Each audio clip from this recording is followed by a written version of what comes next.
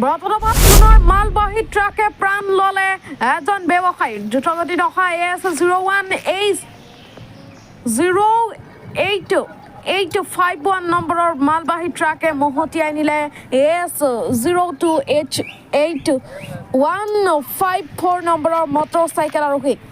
নিশা শান্তিজান বজাৰৰ পৰা ব্যৱসায়িক সামৰি ঘৰলৈ উভতাৰ পথত বটদ্ৰৱা আৰক্ষী থানাৰ সমীপতে সংঘটিত হয় দুৰ্ঘটনাটো। ঘটনাস্থলীত বটদ্ৰৱা আৰক্ষী উপস্থিত হৈ মৃতদেহ উদ্ধাৰ কৰি মৰণোত্তৰ পৰীক্ষাৰ বাবে নগাঁৱলৈ প্ৰেৰণ কৰে।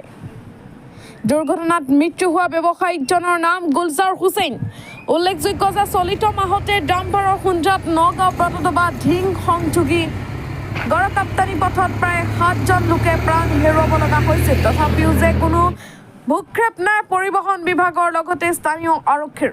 News desk report UNP news. হয়, যোৱাকালি সন্ধিয়া বটদ্ৰৱা বৰবেটিৰ বহুত ভাল ল'ৰা গুলজাৰ হুছেইন, তেওঁ শান্তিজান বজাৰত তেওঁৰ সৰু গেলামাল কাপোৰৰ দোকান সামৰি যেতিয়া ঘৰলৈ উভতে তেওঁ বটদ্ৰৱা ধিং নগাঁও সংযোগী গড়কাপ্তানিৰ পথত আমাৰ বটদ্ৰৱা থানাৰ ওচৰতে এই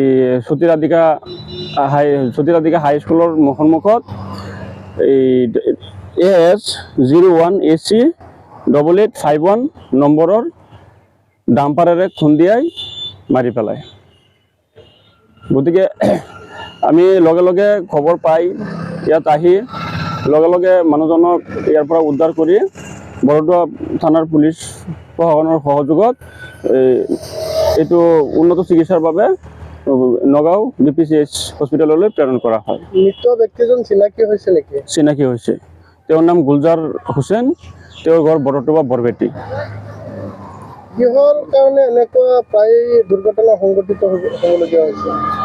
এইটো আচলতে ক'বলৈ গ'লে এই ৰাস্তাটো বৰ্তমান মানে একেবাৰে 2 লেন পূৰ্ণ হোৱাত মানে কিছুমান গাড়ীয়ে মানে অভাৰ লিমিটত মানে একদম বহুত স্পীডত হাই স্পীডত যোৱাৰ ফলত মানে এয়া এক্সিডেণ্টটো সংঘটিত হয়।